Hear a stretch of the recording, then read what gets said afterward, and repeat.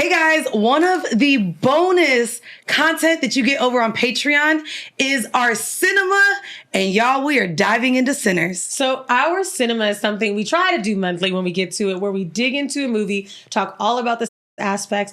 Even though there were so many great scenes in Sinners, this was such a special edition that we had to give it to you. We had to give it to you timely, and you get 10 minutes. If you want to hear the rest of it, where do we go? Go on over to patreon.com/horrible decisions. Hey guys, welcome to another episode of Decisions.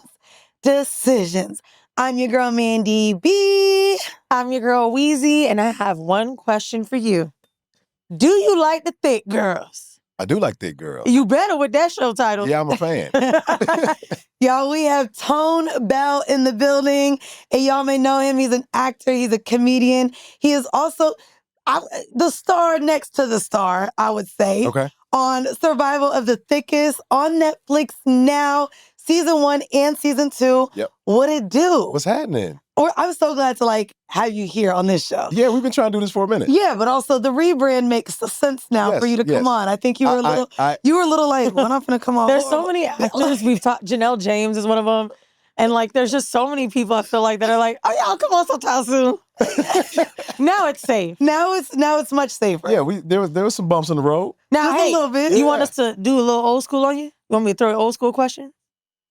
I'm here for you. Okay, what's the old school question? You know our do or die. Would you rather? Our number one. Would you rather eat or suck toes? Oh wait, we're bringing this back to horrible. Oh, okay. Probably suck toes. Yeah, that's what everybody say. That's the safe bet. Toes are dirtier to me. Yeah, but I'm carrying you out the tub. Not I'm carrying you out the tub. You're not gonna walk around and then I'm sucking toes. No. If I wash the foot, you can get I'll wash the foot. I'll wash the foot and I'll pick you up out the tub. You know, I always notice my partner only sucks my toes if we're out of a shower together, and I'd be like, what does this say about me? I've never sucked a toe. How do you? And I don't think I've ever intentionally eaten. Not intentionally. By accident. It was never. It was by accident. It wasn't an intention. Can't nobody say he did it and meant it. It went there and then he left. Yeah, it might have been You never had a toe in your mouth, though? No. I mean, I'm not surprised. Am I missing something? No, it took me a long time to get a toe in my mouth, and I was at hedonism. The first time I did it, it was wild. I mean, if you're gonna do but you still got over the finish line. And it came out the pool, and it was a lady toe. It wasn't even a male toe. The foot came out first? You said she's saying it came out of the pool. It came out the pool. She believed it to be clean. Yeah. By the way, chlorine was some things. No. Let's just repeat what you said, Mandii. Out of the resort pool. Okay. But that's some strong chlorine. To be honest with you, that pool did smell like bleach. At one point, I was like, this can't be good for us. Both of y'all went? Yeah. You was there for the toe sucking? I think there, yeah. I thought you left and then it got a little crazy. I remember feet going in mouths and I was like, I'm going to go. Yeah. Look, man, if I get off the plane at hedonism and I get to, it's probably, I ain't going to be reserved. I'm going to go. If you're going to Hedo, you're going to Hedo. Toe is level 1, buddy. To watch. They doing toes at breakfast. If you're going to Hedo, you're going to Hedo. I mean, a lot of mouthwash. Do you come to New York still often? Yeah, I'm here. Yeah. I mean, outside of filming, because we filmed for about 3 months. For the show. And then, but in between stand-up dates. And it is shot here, right? Yeah.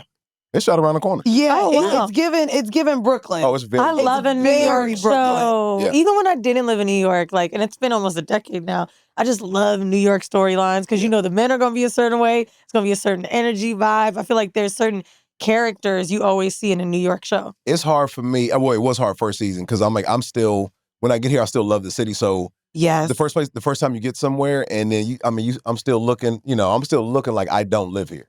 What I love about it is now watching in the city or older shows, I'm like, how are these people affording these apartments? In Survival though, it's giving. They got roommates, they got cats. I'm like, this is giving. It's real. It's giving very real. You know what I would like to ask you that never came to mind to ask an actor? Because whenever people come on, we're interested in knowing about the show they're on. But it hit me when we interviewed Kiki recently for one of them days. And she said, we shot this in 20-something days, right? Yes.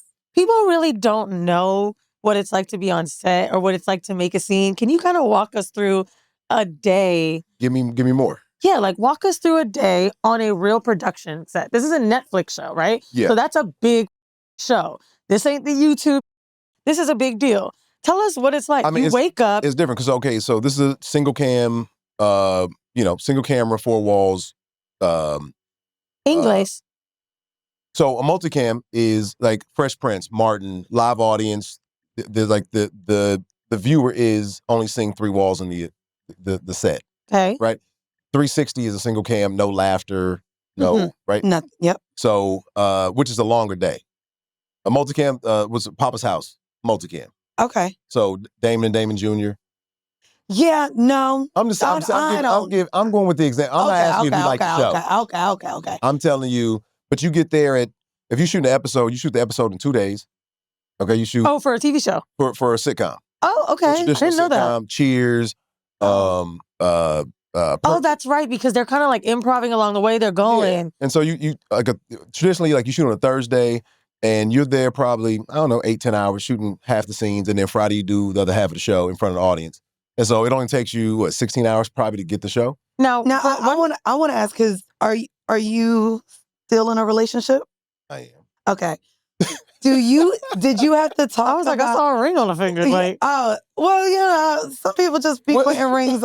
Listen, I thought we were talking about TV. No, I am. That's where I'm getting to. So in the show though, there's like you in the bed having with a woman, you're dating a woman, you're catching feelings, there's kisses, there's all these things. Is there ever a time that your partner feels away with your on-scene action? I mean, and I say that because I know we just brought up, or we didn't bring it up recently, but there was like this big thing about Lauren London not actually kissing Jonah in the movie on Netflix. There's a lot of times there's a lot that came out about that though. That was the first kiss it would have been since she's kissed Nipsey. Sure. So that was but that's a personal, that's why I guess I'm asking, because you have a job to do, and then of course your personal life is something completely different. But I wonder if they ever make sense. I think it still has to make sense in the story. If it makes sense for the story, then because sometimes you don't need it. Yeah, but if it makes sense, then you do it. If it doesn't, then you discuss it to go, I don't think we need this here, and maybe we can get rid of it. Have you done that with the thought of your partner though? No. Okay, wait. No. I really do want to go back to BTS because I'm finding this interesting. Okay, so to Mandi's point, let's just say it's an intimacy scene, because I really like knowing how things happen. So I've met intimacy coordinators. I do have a story for you. Tell us. Okay. Oh boy, here we go. Well, first we should mention what an intimacy coordinator is. Which is still pretty new. We've had one on the show. Yeah. Shout out to Troy. Troy? I've had Troy. Amazing. Wait, you worked with Troy? I've had twice, yeah. That is awesome. Yeah. We've had her on the show to talk about I've only had Troy. She's like really like spearheading what that looks like in TV. That's awesome. Is it no, maybe I think I had one on the Billie US versus Billie Holiday. I think we did have one there too. What's the conversation like when an intimacy coordinator has to talk? I think everybody's right when it's still more awkward. It's still more awkward than it is, because I'm like, if I've known you for a couple of years, I know we just met today, but if I've known you for a couple of years and we got a scene, we can probably go, what you comfortable with? Right. Let me know what not to do. And then as a dude that you know and respect to go, all right, he'll listen to me, right? But also it's important for the intimacy coordinator to talk to the director to go, what are you going to be asking them to do? Because I mean, when I did US versus Billie Holiday, it was me and Andrew Day. We had I think 2 scenes that were, I mean, you're right. What you were doing? He was fucking. Go back and watch that. It's but Lee was asking us to I want to see more. Let's go. Oh my God! How awkward. And so that's me checking wanted to see more. That's me checking in with Andrew, going, "You good?" Because I'm gonna go, and then you. Now, what does that mean? Does an actor know that means more? Because if I'm thinking more, I'm gonna think more touching, more like. Lee amazing. Andrew's like, when I checked in with Andrew, I was like, "Yo, we good? We both going? We all in?" And she was like, "Nigga, let's go." And then you got Lee going, I love you, Lee. I want to let Lee Daniels know. Because Lee is also very funny and he's hilarious, but when he want to get something, he want to get it. And long as the scene partners know we locked in, everybody else disappears. How it went? I mean, because Lee and that bitch like, fuck that bitch. Fuck that, choke that motherfucker. Choke that motherfucker. Seriously? Fuck that bitch, nigga. And you, y'all laughing? and no, because I mean, you hear it at the side, but you're like, I'm feel like I'm stroking the fuck out of this motherfucker, right? And so then, she play harder, so I play harder.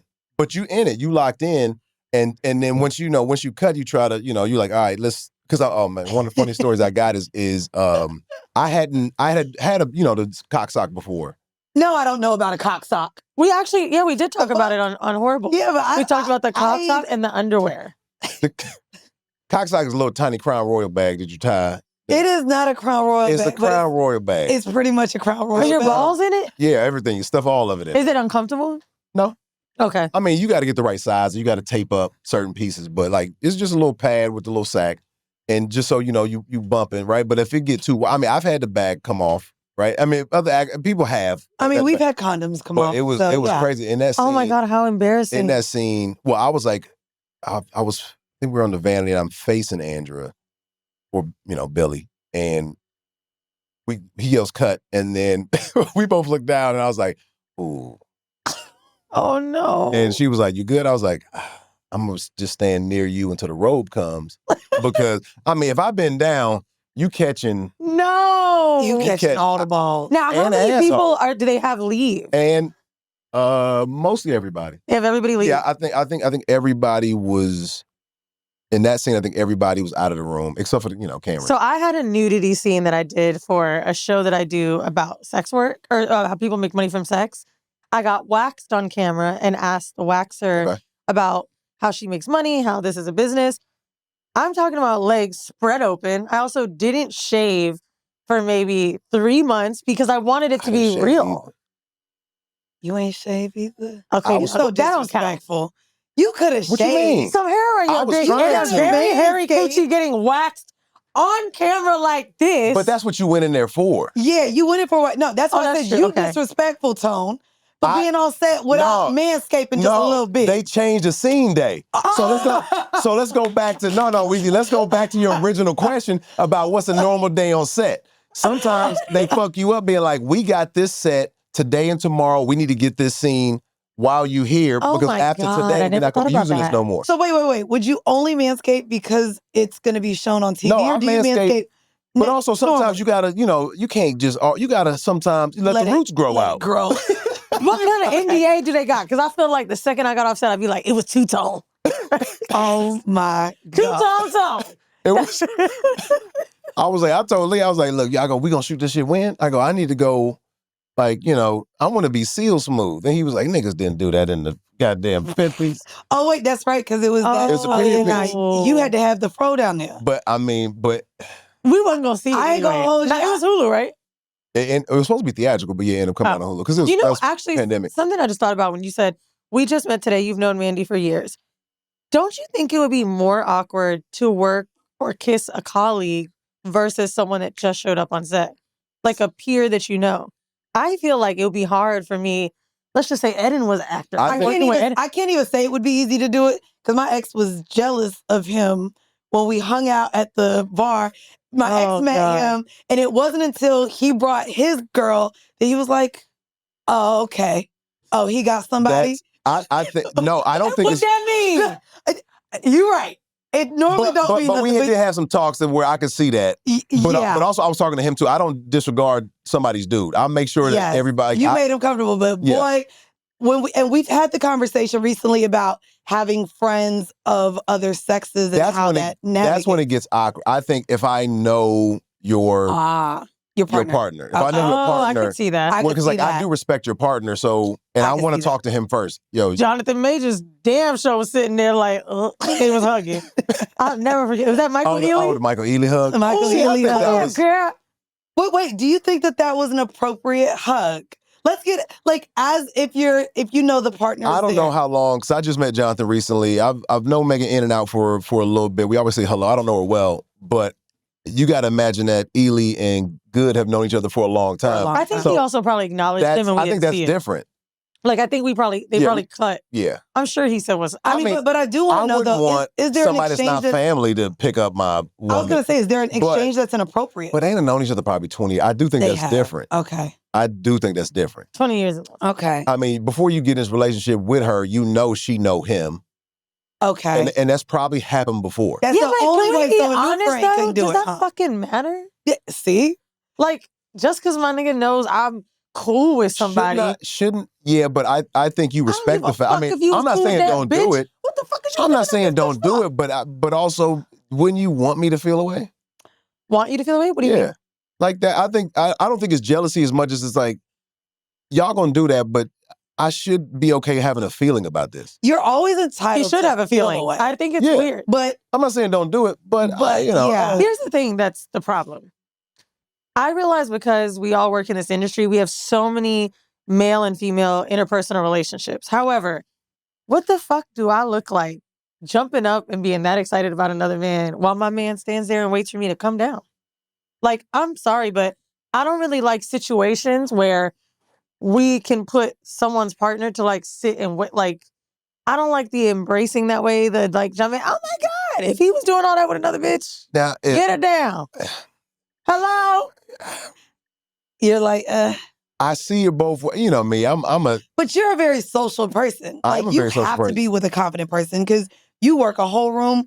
Men, women, Any cute guy has to be with a confident person. I'm a charming motherfucker. Right, like, right. But also some people don't know how to be charmed. Oh. So it's like, you know when I come into a room, like I'm giving you me. What does that mean? What? Some people don't know how to be charmed. Some like as a dude, if I'm being charming, a woman that's not used to being charmed is gonna make you flirting. Absolutely. Oh, I got you. Yep. Like, you know, it doesn't leave this room, it doesn't leave this experience. But understand, I can still giggle with you, make you smile and laugh, and we can jab and all that. You know what's so funny about that? I have a friend of mine, and I will probably talk about it on his podcast. I don't know yet, but basically, I went to a show that he was a part of, and I was there for a person I was seeing. Excuse me. He was also on the lineup. So I go, I'm here clearly for this other person. I'm backstage. I'm a friendly person. Do you know this nigga is to this day is going around saying that while I was with another nigga, I was trying to bag him? And I said, I got multiple numbers that night. I'm a friendly person. I'm like, oh, you thought I was hitting on you? Nigga, you not. I didn't want to say you not even my type. But yeah. Because I just go into a room, I'm exchanging numbers, I'm friendly. He took it as I was hitting on him. And we've had to have this conversation. Did he hit you later? Did you hit him later? No, we're still friends to this day. I'm saying, no, that night, no, I was in the bathroom. And I guess, and that's when I think that's when you determine what that was. I didn't see him the end of that night. I ended up leaving the show with the guy that I was there for. Okay. But literally, to this day, we just had to have this conversation, and it was just like, so when you say people aren't used to being charmed, I'm like, wow, do men not expect women to be friendly? Is a number exchange flirting? Because we exchanged numbers the night I met you with my homegirl, and it wasn't like a. Sometimes it's time. Like some people go, "That you spending too much time with this person, right?" Like I'm okay. But then if that look don't come, then you should be able to know this was just a social interaction. Okay, you know what I mean? Because like that's not true. You don't think so? For number one, if both of you didn't have the jobs that you had, exchanging numbers would be beyond platonic. Oh. I think, I disagree. If you met Mandii and Mandii worked at... Oh, I was an accountant when I met him. Why would you be exchanging numbers with Mandii when you have a partner? If she was only an accountant? Because when I met you, I wasn't potting maybe yet. I needed an accountant. Well, if you were like... No, he said maybe we need an accountant. My point is like, there is a small pass, and we are not going to act like it's not real, that we all have with our partners. If I met you random somewhere else, we would probably maybe, oh, do I know you? Oh, you're the so-and-so, whatever. Come on the pod sometime, do this. There's something we're going to use from each other. There's something that there's majority of the time, but I will say, depending on what we talked about in that interaction, I will say that you might have mentioned something for someone that you know that I can't get to that you can That's my involve point. me. So yeah, so that's my point. So I can exchange numbers with you to maybe get to. But Tone, that's the point. So she's saying that unless there's like a business connection of some sort in any other way or relationship, it would be wrong for you as a man who's in a relationship or me as a woman in a relationship to just casually exchange numbers. Because you wouldn't be doing sex. There is something to us being in an industry. To be honest with you, sometimes the only thing is black. I do LAX to JFK a lot. if there's someone else black in Delta One, swear to God, we'd be like, what's up, dude? Because like right now, and then how long it take you to get their number?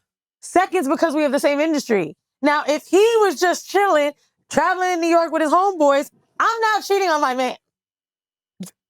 Okay. If you just met a woman sitting next to you who didn't say, I have a podcast, I work in TV, I work in radio, and you're like, let's connect. What the fuck are we connecting for? You know what? It depends on what you do, because you might have a wonderful drywall business, and I'm trying to renovate a room. If it's business related, but you don't just connect on the vibe. Because the thing Mandii just said that made me make this point is, oh yeah, we were connecting, whatever. That's the point. When two people connect like this, they have to be tied to each other some way. Oh yeah, I even told him, I said, nigga, that night I got 2 other niggas' numbers. I ain't talked to them like that. Like, but the exchange of numbers for this person, he assumed it was like it's gonna be something more. Now, I don't disagree with you, but I do think there's a gray area where sometimes it does make sense. Oh, not the gray area. Your woman get a number from a nigga and she say it's gray, babe. It's gray. It's cool. Wait. Speaking of cheating, you know what? It might be big. You see how he said that? Listen, I want to get to talk to him, but after you make dinner. Okay, all right. Well, we have a clip that I want to play while we're speaking on cheating. Okay. And I want to, because we were speaking on cheating. Here's the clip. That was a wild segue, Mandii. Was it? While we're talking about cheating, we did not get the cheating, by the way. Well, we said the exchange of numbers was cheating. I get my nigga got 4 times to cheat on me before I leave, and the internet love to be, oh my God, she's so motherfucking dumb. In reality, we all done got cheated on and stayed. If you really in love with your nigga, you locked in, y'all been together, it's not easy to walk away. You got some women that's going to get the fuck on. Yeah. Some women that's going to, the first time they man cheat, they're out. It's easy to walk away. Like, after you done built something with somebody, y'all done been together for so long, it hurts. Of course you want to leave, but you're not just want to leave. Like, y'all love to get on the internet. Oh, bitch, you so motherfucking dumb. You said 4 times. Yes, bitch. I know plenty of bitches in relationships, they getting cheated on right now, or been cheated on, and they know they nigga cheating. Some women just not leaving their man. My first time is like, you hurting me. I can't believe you would do this to me. Okay, cool. We probably gonna get back together, but our relationship will never be the same. Mm-hmm. Right. It's never gonna be the same. Second time is like, okay, so you a cheater. Third time, I'm already cheating back. Fourth time, you got to go, bitch. Hold on, wait. Is that me? I started cheating back at the third time. Oh God. I don't know. I want to know if you guys, do y'all agree with her? Like, is there a certain number of times you would give your partner, or have in the past given a partner, to cheat? Like, where you actually stayed?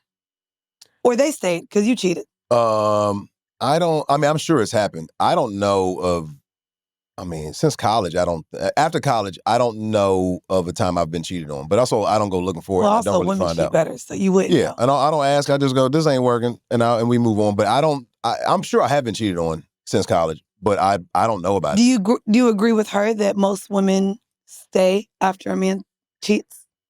Yeah. Oh, damn. Matter of fact. Yeah. I think we can all agree. Yeah. The only woman that I know that left was Robin Thicke's ex-wife. That bitch left and ain't never come back. You know what's so fucked up to say? Who's he married to? He was married to Paula Patton, and there we go. The only time I've left a man that's cheated was because I ain't want him that much. And because it wasn't, you was looking for a way out anyway.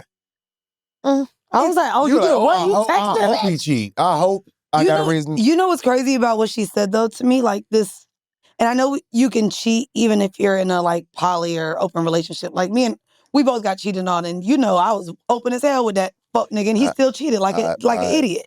So for this, though, I always wonder if you're a woman that's gonna constantly stay with a man who you know is cheating on you, why not just be in a non-monogamous relationship if you know that's not a deal breaker for you? Like, to me, normally in monogamy, the deal breaker is you sleeping with someone else. Sure. So if you are saying that nigga got 4 times till I leave him, he gonna go and fuck probably 4 different bitches. I mean, I think she's being facetious, but you think that was her being facetious? I think Young Miami's a character. Yeah, she said that was pretty matter of fact. She meant it. I don't know. I feel like she was just fucking around. It sounded like some city girl shit to me, but the reason that women aren't getting in non-monogamous relationships is because they have faith. At the end of the day, like, we all have faith our relationships will work out. Even when it comes, I think you don't want to lose access to what you have in that relationship. Oh, I think that's what do you mean by access? If you take if I'm doing well and I got money and you live in the lifestyle you want to, and all I'm doing is I run out of town real quick. You find out and you fall into I might smash and then I come back, but you still live in the same lifestyle. You're probably more forgiving. But that's only for a woman who's benefiting from what you do financially. But there are broke men that cheat, and women stay with the broke man. They gotta be broke. Okay, it can be. I think we have to stop thinking women really want money that bad when really they just want time. They want availability. They want to say they got a man. You really feel like that? I can't believe you said that out loud. Like you believe it. I actually really do. That is. I would literally die on the cross about that, Tone, and I'll tell you why. That is a wild. Do you know how many bitches out here are fucking waiting on niggas from jail? I gotta let that download. Just give me 1 second. I'm gonna let you finish. That is a wild fucking take. I would love to debate you on this. Believe that shit that you just said. I know. And I know we met today, but I've known you for years. We didn't know each other, but I've known you for years. That's a wild fucking take. 1% of men, let's just say even 5% of men in this country let me sit up. have bread enough to where it's just like, oh my God, this is something to gag over. Black women are making money way higher rates than men, higher education than men.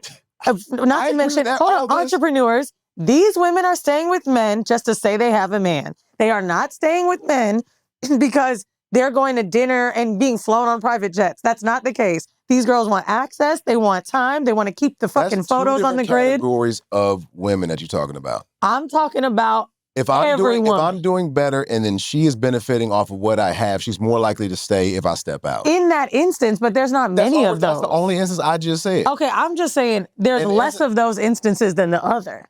We just think it's that. And if you're talking about that, then yes, I agree with you. Okay, that's what I'm talking about. If she got her own shit, you don't have to put up with that shit. Actually, no. If she has her own shit, she's still staying with that fuck nigga. Yeah. Well, how long y'all been? I mean, yeah. Well, look. See? I mean, yeah. Well, yes. I mean, but that is look. There's always what do people call it? I mean, that's the Stockholm.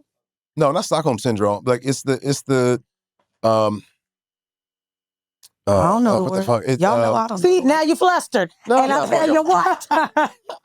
No, all I'm trying to say is I just think the trope of women get ran over by men with money. The exception, not the rule. That there is an exception to the rule, and a lot of times it's that. Those are the people that will stick around. And because like some people just go, I don't want to get back out there. I'll deal with this because I don't want to go through this again. I don't want to go out to new dinners.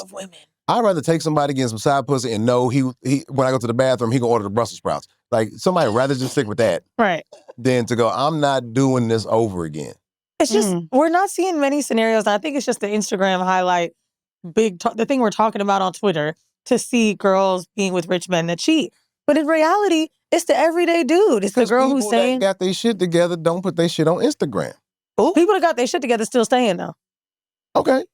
I really think that's what they're supposed to do. They're supposed to stay through cheating. They're supposed to stay together. Wait. No matter how the other partner shows up. That's how you negotiate. If you negotiate, I'm cool with you stepping out, or like it ain't that big a deal to me. Okay. Like, as much as I don't want my chick to cheat on me, I'd rather like don't watch Paradise without me. Oh, that's me. If you out of town and look, hey man, some charming dudes out there. If you fuck around and get some, but you watch our fucking show, we gonna have a problem. That's our thing. Okay. Look, I don't want it to happen, but we can talk about it. Do you have those conversations as well? Like come on, you met me, you know. Well, do you have deal breakers? Here's the thing. I think that women up front say they have these deal breakers like cheating, and then once he cheats and you stay, all of those deal breakers are now thrown out the window because now he doesn't believe that you really have any deal breakers. How did you find out he cheated? Wait, that matters? Wait. I'm asking. Maybe I don't want to hate men today. I don't want to hate light-skinned men. So what do you mean? How did you find out? Why does that I asked the question. You know why you said that? Because this is what he's going to say. Was it disrespectful? Did she come to you as a woman? No. Was he bringing her out of town? Did you go through my phone? No. You asked that. I didn't ask that. I feel like you're going to say there's a disrespectful cheating. Did he take her out? Did other people find out? Is that what you about to say? Nah, because if you like, you fucked around, you was out of town, you hooked up with your ex. And I told you about, I fucked around, got drunk, hooked up with my ex. I'm letting you know up top. Or is this a thing where you invaded go, yeah. Invaded? the fuck? Who cares?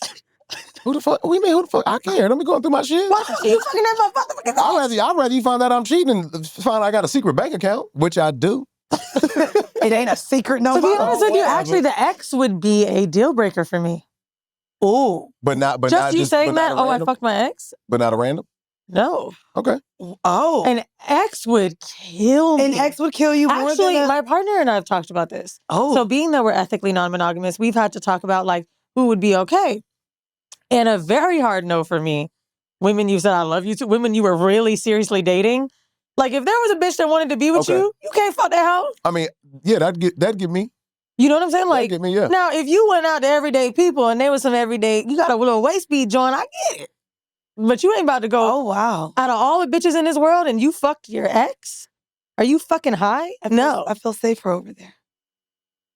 Yeah, that's the problem. Okay, yeah, no. I'm devil's advocate, but I'm not saying it's a good scenario. I'm just saying that's a scenario throughout. No, because you know what it is? You miss that pussy. That's the problem. New pussy's supposed to be better than any pussy. And you fucking took the opportunity to go into some pussy you knew. Are they able to communicate at all? Oh, my partner and his exes? Like partners and exes? No, I don't like that. You don't like that? I mean, I think because I'm a monogamous person, but if you are dealing in monogamy, I think you should get rid of the number. Like I don't put myself in a situation to fuck that up. It's so crazy because I just had a incident and my partner was so shocked I didn't get upset about it. Basically, he ordered a shirt that he really needed. Very mature of him, by the way. No, don't do that. We're not going to do that. We're not going to do that. He's British, so of course he's mature. Oh my God. So he's like really 35. So he drinks tea and shit? Don't do that. Don't do that. Young and a tea drinker. Go ahead. Young tea drinker is crazy. That is crazy. But basically he ordered something and it went to the ex's address. Okay. And the ex was like, I just got something. Do you need it? And he actually needed it the next day. And she came and brought it over. And his friend was there and was like, oh my God, I can't believe, like, whoa, you're in a relationship? Your ex came over? And so we had to have a whole conversation about it. Because he of course asked my permission. I was like, babe, you need the shirt. I don't give a fuck. Oh, because Uber could put it. And see? Ask permission or we're just like, I'm just No, he said I need it. Like, is that something that, I guess he's used to everything being a problem with his past relationships in terms of women. And for me, I was like, babe, you need it. I don't care if your ex came. So. It's like, did she suck your dick and drop the shirt off? If that didn't happen, I don't give a fuck. Get your shit. Oh, because Uber has this package option, and it's significantly less than when you're in a regular Uber. And I would gladly call it. I would have like. Because a bitch wanted. Can I meet you halfway? Either can I meet you halfway, or I'm gonna tell you right now. Sorry for interrupting you. No, I'm used to my it. ex called me, Tom, and said I got a shirt over there. If I want him to see me, I'ma drop it off. If I want that nigga to see me, I'm gonna go out my way to drop it off. Am I lying right now? I hear you, and you're not wrong. Did they just break up because like it wasn't working? Yeah, it was a few years ago. But like it's like it just don't work. Yeah, I'm fine with that. Fuck that. What? Really? I'm fine with that. I don't think there's any desire for them to be together. Yeah, like if two people go, you know what? We tried. This shit don't work. And it didn't work. And that don't matter to me. You can, Now we are dissecting. It matters how you break up as to whether, as an ex, you could come around. He started it. He said, "How'd you cheat?" That is crazy. Okay, wait. Let me ask you this question because we had a debate off camera when we were recording the other day. Do you believe once a cheater, always a cheater? No. You don't believe that? No. I think a former cheater can, as long as you know how you got yourself in them positions, you can. Well, they bent the bitch over. That's how they got in the position. Okay. Like, that's your friend. No, to put yourself in that circumstance. Okay. If you know how you got yourself there in that circumstance, you can avoid that. So I mean, look, man, I've cheated. I don't cheat no more, and I haven't in years. But I don't trust myself if I go to this place, stay here too long, be around, who gonna be there? So like I back out going, nah, I don't even want to think that this might be an issue. Like I might be having some tequila that night. You fucking give me that look, I go, I can't take that look. That look got me in the first place. So I'd rather not go. Okay. Damn, I disagree. So I mean. So yeah. Like for me, I think Right now, always but that's what I'm think saying. Like about right cheating. now, you're not cheating. I always think about it. You always think about That cheating? is so honest, and I appreciate that. You'll never go. You'll never. I don't care how monogamous you are. You will never go. Ooh, that would be lovely to take down. It would. You don't shoot your shot, but you go. Ooh, if I was still. Now you know why I think this is such a healthy thing to hear, because a conversation I was having with my partner, like he was like, I feel like when people make comments about what we're doing, they don't realize how much we talk, how much conversation is surrounding our relationship. Not to mention how much we talk about things that's in our head. Like, I'm telling you, I'm thinking about fucking someone, or I'm telling you when women are walking by, like, we're sharing this together, right? Do you know how many times in a monogamous relationship you just shut the fuck up? Yeah, you can't share it. There was a video going around of a guy, and it'll make someone feel invalidated. Like a lot of women would feel like wide open. That motherfucker is wide open if you monogamous now, buddy. Yeah. No. But what I'm saying is, like, just to know you have the thought. There's a woman that could hear her man say that and be like, "Oh, he hates me. I'm ugly. I'm this. I think there's a lot of I'm not women that enough." would actually feel a way, and again, everyone's entitled to feel how they want. Yeah. But I don't think a lot of men are able to admit what you just admitted, even to their partner. Like, I think just even saying that it crosses your mind to possibly like the idea of being with another woman would bother a partner. You can't stop the imagination. Why am I hiding? Oh, okay. Now, what if your partner told you they're constantly thinking I don't think it's attached to fantasy. I just think going, oh man, I bet you, like, given that mind, if I'm single and had the opportunity, I bet you I could pull that, and in 24, 48 hours, I could be horizontal with her. I bet you I could, but that's it. I think you don't see nobody when you out by yourself being like, oh, if I was in, I could knock that out. Okay. Bro, I can't scroll. Fuck being outside. I'll scroll on the motherfucking phone. I'm like, I can knock. Which is also a problem. Shit. Yeah, that's the biggest problem. But I was going to ask you. Scroll. So we said that women would feel away. I really think men would die if they heard their girl say, I see men every day and constantly think about what I would do to them. Like, I really think men couldn't handle that. But that's a step further, though. Oh, that's the same step. It's not the same step. You said I constantly think about cheating. Yours was an action word. You gave verbs. Not you gave verbs. I didn't give verbs. You out here like you on the line and the fucking gun went off and like, oh, if I'm good into the race. No, I'm talking about just looking, being like, that motherfucker's attractive. Well, I bet you we'd have some good sex. And then you go and buy the rest of your groceries. I bet you we'd have some good sex. Oh my God. I bet you we'd have some good sex. I bet you we know. I bet you that motherfucker right there is fine as fuck. And let me not even look over there too long. Can I say that this has to be the easiest role that you have ever had, because very similar. Oh, yeah, it's me.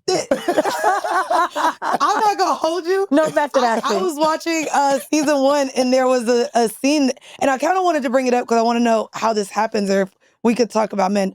We talk about with women how we get into situationships where we're having sex casually, and as women, we always end up catching feelings. Season 1, episode 4, you've been having sex, sleeping with this woman, and as a man, you realize, damn, you like her. And you don't even, your homegirls had to tell you, oh, you like this bitch. How often does that happen for men to catch feelings in a casual situationship with a woman? I think that question I can only answer for myself, but has it happened? Yes. Okay. But it starts off sex first, and then you go, oh man, I think I want to see if I like eating with you, if I like hanging with you. It starts off as just sex, and then you go, I don't really want you to leave. So, there's steps to it. Give us the steps. Just as for the ladies, just so that maybe they're not confused, because men have a hard time saying that they like you. So if you're just in a casual situationship, fuck buddy situation, the man leading may start to like you if he's asking you to spend the night and taking you out to eat. Let me put this out there first. It's been years. Okay. It's been a while. It's been a while, but I guess my move used to be, all right, we hook up, and then you can stay. Eventually you could stay. Right? Okay. What do you mean? Eventually, like after a few times? Sleep over, yeah. You can after spend a few times having sex. Yeah. Not the first time. Probably not the first time. How do you politely tell someone they can't stay? Right after I done let you in my gut. Well, one, you don't invite them to your house. You go to their house. Oh, I hate niggas. My nigga told me that's the trick. Damn. I thought I like just being able to tell a nigga bye. You only come to mind if you got a roommate. Wait, what? Why does that matter? What? He said he don't want no roommate hearing him slap them cheeks. Yeah, I don't need. What if you got a roommate? Your roommate got company. I'm not dealing with this whole. I'm walking. When I go to the kitchen in the middle of the night. Y'all boxer brief to boxer brief. Nah, you know what's crazy? When I did have roommates, that used to be a thing. We'd have niggas over at the same time. And it'd be awkward. If you're young, whatever, it happens. But if you grown. Well, this was in my 20s. Yeah. I remember having a man come over and he'd have to, what's up, bruh? To the nigga on the couch. And that can be not y'all fucking these two hoes. Oh my God. I'm not doing it. I'm not, especially if y'all sharing a wall. If that floor plan is awkward. Is this a 2-2 or 2-1? If you have an awkward floor plan, bitch, we sharing walls? No. So you need to see the floor plan before you go, you know what? Diagram this out for me. Now, I've always heard some men say, so most of my male friends are now in their 40s and or late 30s for the ones who are single. And they'll say things to me once in a blue about how they went to a woman's house that impressed them. Like, damn, she was doing this. She was cooking for me. Her spot was nice. Did you ever find that, going to a woman's house made you actually want to sleep over? Has a woman ever got you so cozy and fucking... comfort? Absolutely. Yeah. How do we trick them? That's... Not how do we trick them, yeah. What are the things that you look for? I mean, just like the organization, the tidiness, a nice full fridge. You got good pots and pans. You got spatulas that ain't got the little plastic you hanging off because you done had it since college. You got ceramic cookware instead of Teflon, some shit you got from Big Lots. You know what you're making me think of? You ever stop not want to cut someone off because they was cooking too good? But you keep doing it to me, Weezy. No. Cutting someone off like a breakup. Go ahead. I'm cutting you off? No, go ahead. Oh, I meant when someone's cooking so good or the pussy too good, has there ever been something that's kept you in the relationship longer because the woman was doing it so right? Yeah, usually only those things without other time. Because you really got to get bored with somebody to see if y'all gonna rock. Okay. It's easy to go out. It's easy to have. It's easy to fuck. It's easy to find food. It's easy to go to a concert. When you got other distractions, that's easy to have a good time with somebody. That's a great point. When it's time to be bored, when you sitting at the house being like, cool, you got a show, I got a show, we got our show, and then when you can spend a weekend from Friday to probably Monday, and you go, oh, how does this dance go with both of us here? Yeah. I tell any couple, and I mean, I'm a street therapist. I tell any couple, especially if it's long distance, start out slow. Start out. Thank you. That's what I'm doing right now. You take 3 to 4 days, and then you go, boom. We going from the Thursday to a Monday, and then the next trip, maybe we'll do 5 or 6, maybe 7. I don't know about that. But I'm saying you have to graduate to that. And that's where. So my partner right now is trying to sneak in 5 by coming in a day late. But to me, but if you can get there, he would want to spend more time, and for me, I'm the same. I would like to gradually do that. Yeah. But not maybe more than 4 because I also need space. But that's if he busy. If he coming just to see you, he got nothing else going on. That means you got to make time for him. But if he come in town, and he got shit to do. 6 days don't seem like 6 days. He ain't got shit to do in Atlanta. That's the issue, right? Okay. It's if I'm. I'm getting him. He already found a gym by my house. No, I think that's unfair. So if he's coming to Atlanta and he doesn't have anything to do but spend time with Mandii. Don't be treating a trip with me like it's spring break. I have shit to do. You also need to be busy. I'll be busy. Right? Because when you go to LA, you know people, you got shit to do. Yeah, but he could also be doing work at home and stuff like that. So our conversation, just to give you some backstory. Even when I'm with you, make me miss you. I like that. Right? Being together, being separate. You like that? I heard it. Write that down. Well, give him that t-shirt. But also, everybody, and I've heard this from some other people too, but also those are just my rules of over the years, of the 20 plus years I've been dating. How do I get to learn somebody? You better take a trip. Take a road trip. How long? Road trip? At least 3 hours one way. 3 hours one way. Figure out, because look, let me tell you something. You know it's a big deal to me, and I don't know if I've heard somebody say this before or not. I don't need you to drive. I've got the driving. You can be the DJ. You can do the music, but also ask me what I like to listen to sometimes. We can listen to a podcast. You can introduce me to something I don't know, but I want the opportunity to do that too. But if we stop for food, I need you to unwrap my sandwich.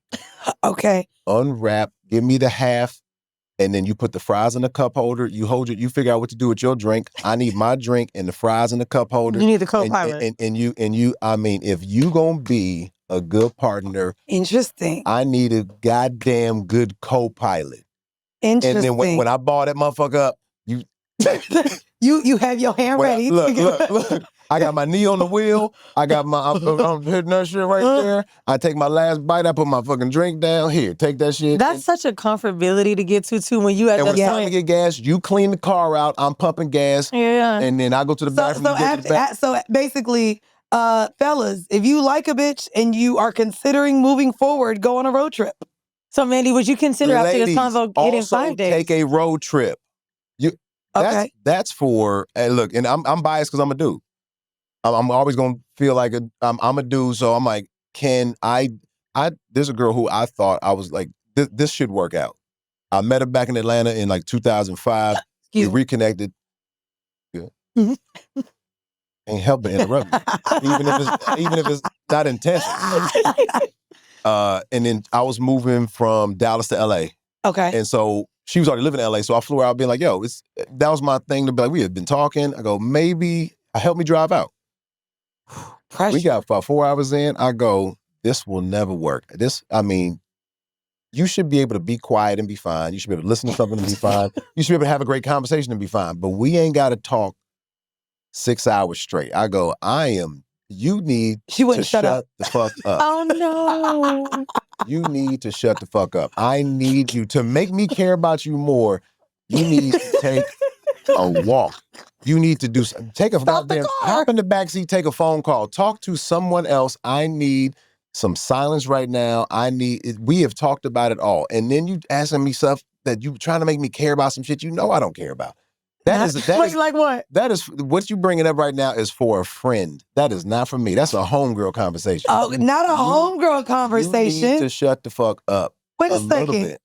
Your partner can't have all the conversations with you? We got a 22-hour drive. You gonna need to break that shit up. Oh, because I'm finna kiki with my nigga quick. That's a long drive. It should happen. You should be able to get through that. You should be able to have, man, we talk strong for like an hour and a half. If we listen to a podcast, we could be listening to us right now. Okay? Okay. And if you want to talk about it, cool. Let us get 30 minutes in, pause it, and then we'll have a discussion about what Mandii, Weezy, and Tone just talked about. But then we're going to pick it back up. Okay. I'm not mad at that. Let us have a conversation about it, but also, if I could just listen sometime. I think it's crazy because we talk about chemistry in the bedroom. Take notes. And then I'm going to bring this up through, go ahead. This is chemistry, though, what you're talking about. Like, I could sit and talk to my friends. Like, my friends, maybe because we've also known each other and we've been so comfortable around each other, we'll just get quiet even when we're together. Beautiful. But when you're newly dating somebody, sometimes you feel like you have to kind of, 21 questions then. What's new? Like, what's not next? Not for a few days on end. That's like one day. I'm talking about even for this drive. Like, if it's new, like, I think that what you just described, though, is like chemistry of being out of the bedroom and out of being intimate. Knowing each other and social cues. That goes back to if you hook up with somebody, if it's casual encounter or whatever, and then you like, how does this grow? Like if we eventually get there, okay. Yo, why don't we? Because I used to go this little fishing town, little kind of beach town up past Santa Barbara. Okay, that was kind of my getaway alone for a while. It's like I need to get out of LA, but I ain't got no road dates for comedy, so I'm gonna go up to this little spot, and then I'm gonna spend 2 nights by myself. And then if I was eventually with somebody, I'm like, all right, you want to go with me? What's it called? Give us the plug. The what? Give it to us. City? Yeah. Nah, what y'all going to No. Are you really gatekeeping a whole city right now? I don't like how your voice changed. Like, are you serious? I'm a Mandii on this one. That was kind of crazy. It ain't like a restaurant. I don't want you niggas there. That's literally what you just said. You find a little hole in the wall. Yeah, give us the hole. Not give us the hole. No holes barred over here, baby. It's called Montecito? It's called Morro Bay.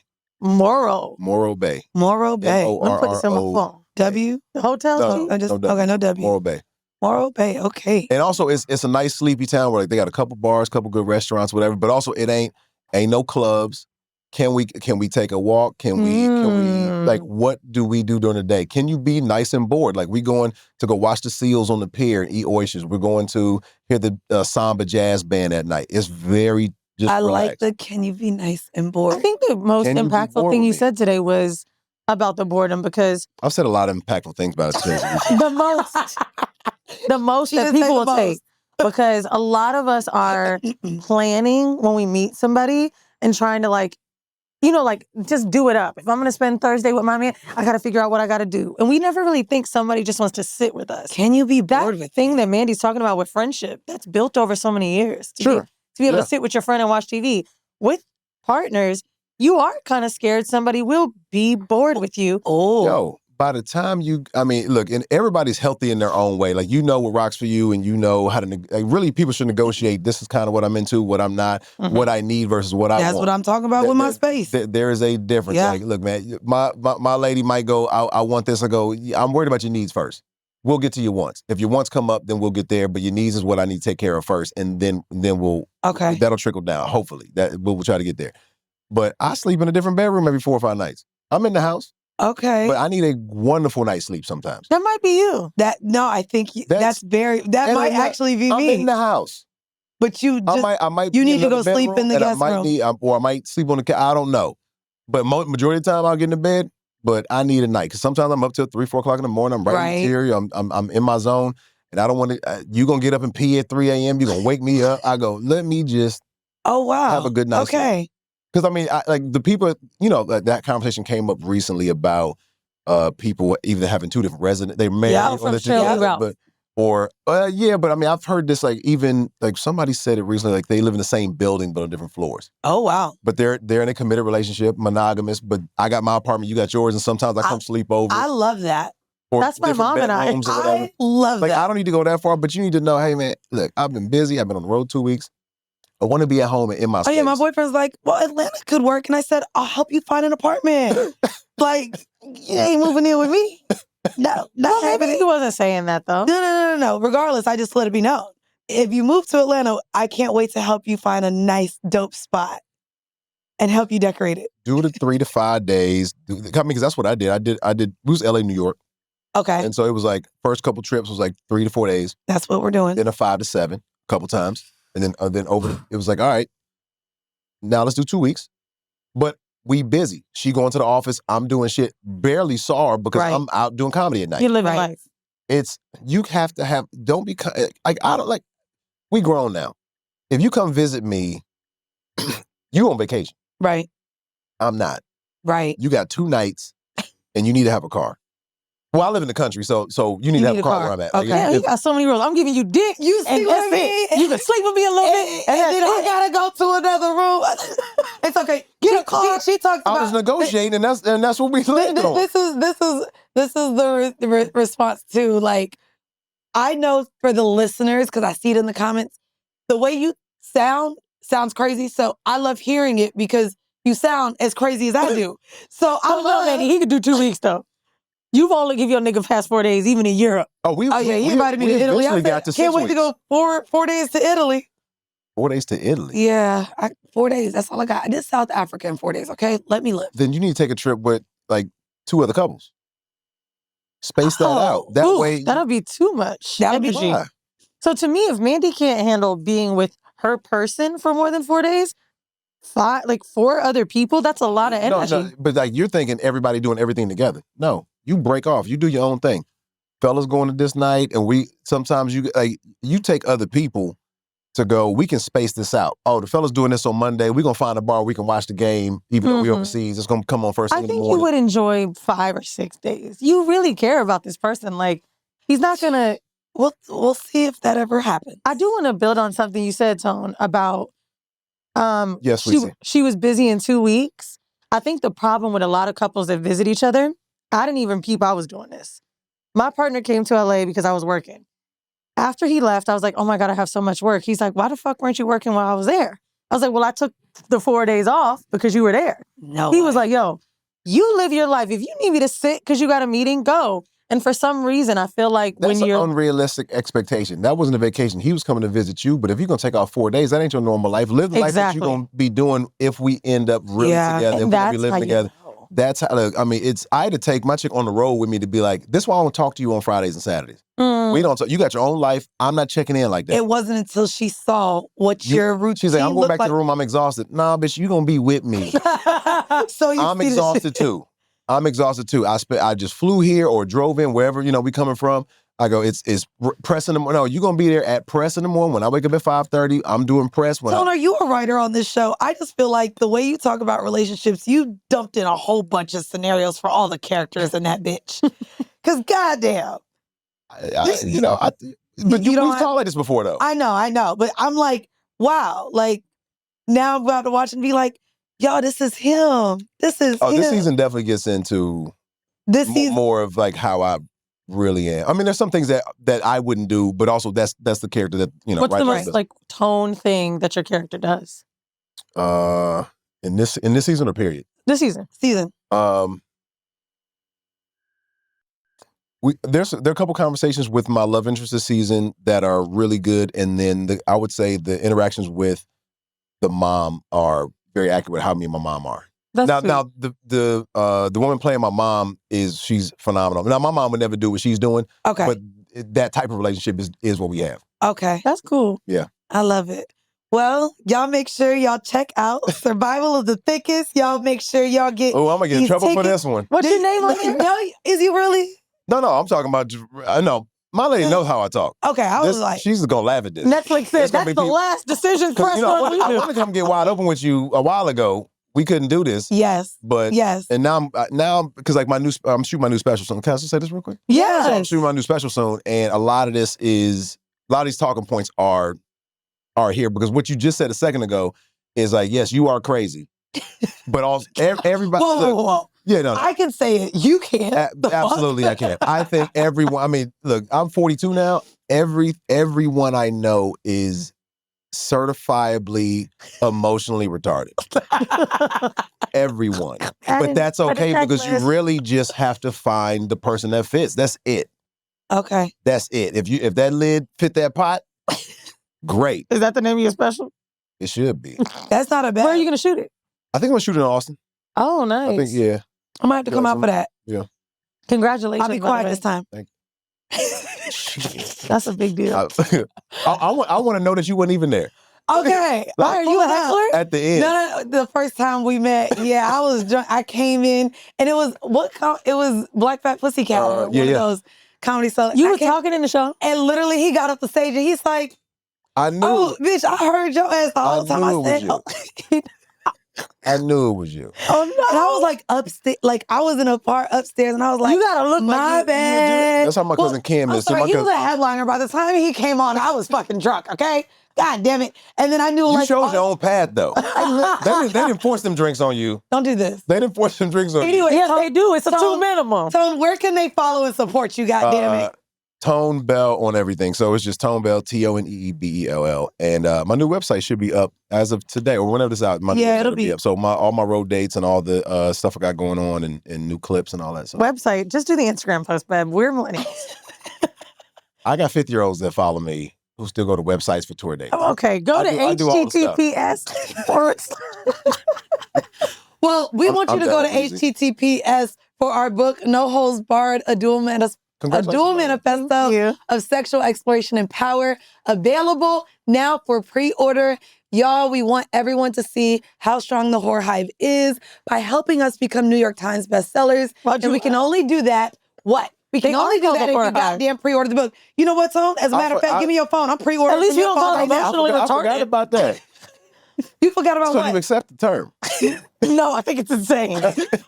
Exactly. I'm just not scared to say the words like I was. Everyone is insane. Exactly. Everyone's a little crazy. I'm only scared, I don't like when people call someone that as an insult. I'm not scared to say the word. No. He generalized. No, I know. I'm not scared to say the word anymore like I used to. I am, you are. You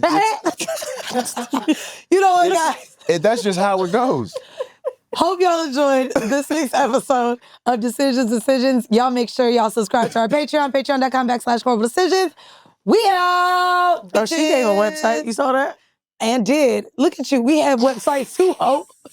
She's shading websites. The disrespect. That's crazy. The disrespect. If you are a patron member, that's right, go on over to patreon.com/horrible decisions. That's where you can get all of the X-rated, raunchy discussions about sex. Before we get to deep diving into Sinners, y'all, I actually wanted to lean into one of the facts that made this movie to me so special.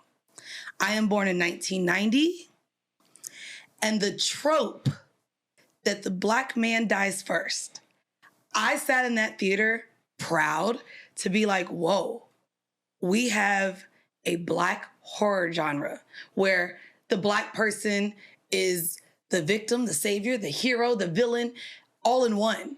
And I was just really, really touched. I think that's what this film did for me the most, was seeing like, wow, I really, yes, lived through a terrorist attack, a pandemic, an epidemic, and all these things.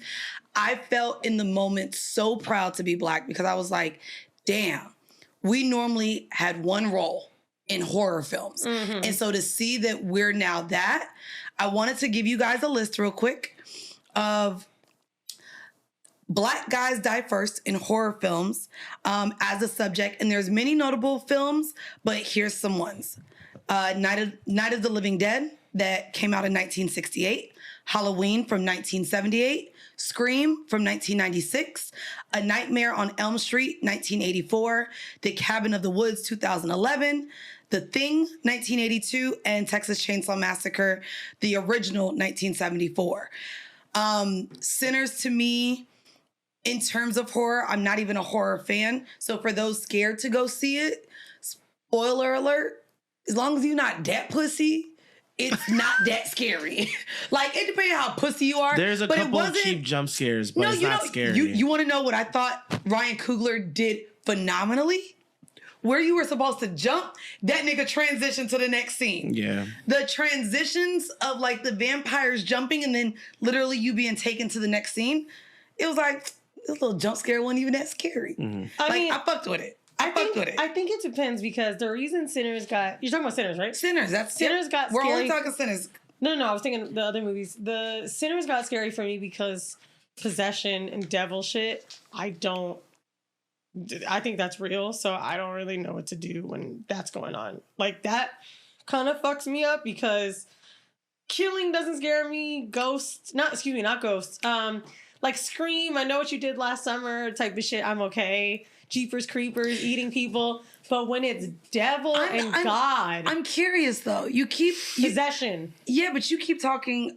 Because you said it, I think, on the regular episode about the godly aspect.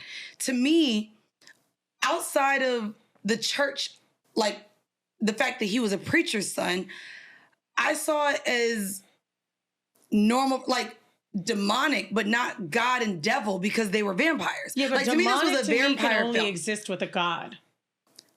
Okay. So that's... To me, maybe like the vampire aspect of it removed it away from devil and demons. It was only vampire, but it wasn't. Was it not? No, it was possession. It was like talking about the devil before he left the church. Like, there was a lot of devil talk. And to insinuate that after you eat it, the red eyes, like, I don't really see vampire shit with the red eye. Like, I thought it was a cross between possessed vampires almost. See, I might... Hold on, what's a vampire movie so I can relate? I never saw Twilight. Queen of the Damned. And she had red eyes. But I don't know. It did. I guess maybe because of the prayer at the end. Like, I did. But he was a preacher's boy. That's why, to me, let me see, vampire films. Like, the religious themes were way more scary to you than the actual vampires. The religious any religion Twilight. Underlying theme in a horror movie freaks me out because I believe it to be real. I get that. Like, spirituality is more real to you than and I just want to tell y'all this sun-fearing vampire. My homegirl told me, y'all, I don't know how true this is, but my homegirl is deep in hoodoo. And I said, hey, like, she's really not a movie person. She don't like consuming any kind of TV or media. I was like, bitch, I need you to see this so we can talk. Calls me out the theater. I didn't answer. Sent me 20 voice notes. I tried to save one, but she said, do you remember the welcome mat on your door? She wanted me to get rid of the welcome mat when she visited me in New York at my house. And I'm like, yeah. She's like, that's because I told you. In the movie, we're seeing them say you have to literally welcome them in. She's like, in real life, the spirits can be invited in by any kind of gesture. Yeah, they can read. Or they can allude. It could be alluded. She's like, you're welcome, Matt could invite spirits in. I will say that's why I didn't like, so I read breakdowns and people be adding all sorts of symbolism that may or may not really be the meaning of it. So you got to invite them in. I saw people on Twitter break down and make correlation to inviting people that aren't black to the cookout.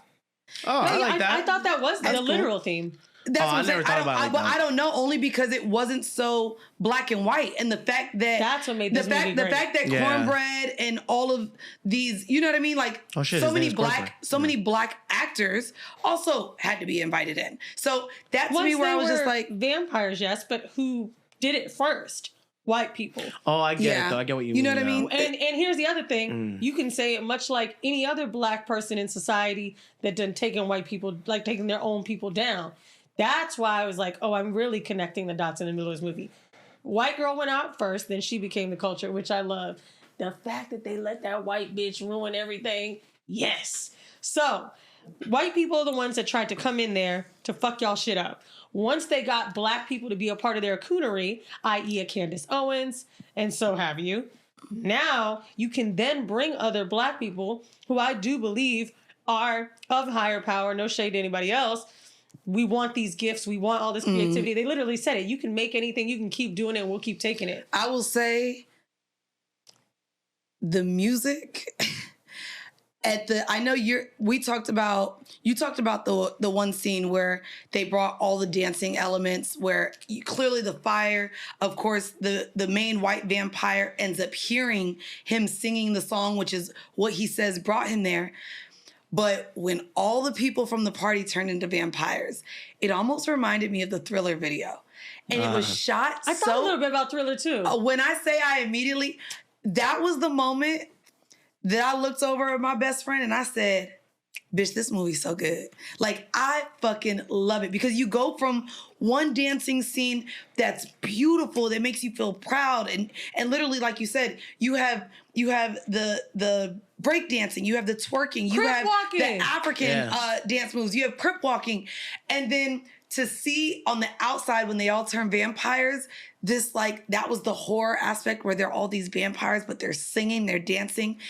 When I say two very powerful scenes. I forgot about that vampire scene. Very fucking well. You know which one I love? Delroy Lindo, who plays the other dude that they bring from the train station who was singing the harmonica, the dark-skinned dude. In real life, his name's Delroy Lindo. Oh, yeah. We looked, me and my friend looked him up because we know that he's played in so many films. Yeah. He's 72 years old. Oh, yeah. He killed this role. And let me tell you something. I saw this tweet. Hold on, I screenshot it to save it for later. Oh, okay. I just want to talk about this one Delroy Lindo scene where he became a physical representation of blues. That will stick with me for the rest of my life. And I've never seen somebody embody a music genre that clearly on screen before. That tweet was from Scotty Beam's Twitter. I saw this on Instagram and I literally I tried to write everybody I know, but I wrote Kenya and I said, yo, can we talk about Delroy? And he said, bruh, all caps. And when I looked into what she was talking about and thought about that scene, Scotty's referring to the scene in the car where Delroy is talking to Sammy, the young blues singer. And he's saying him and his friend, they went to go sing for these white people and we was messing up the rhythm so they couldn't catch on to the beat. And when he talked about him getting lynched. And the sadness. And you can also hear the sounds. I don't know if people got to catch that in their theater from maybe loudness or whatever.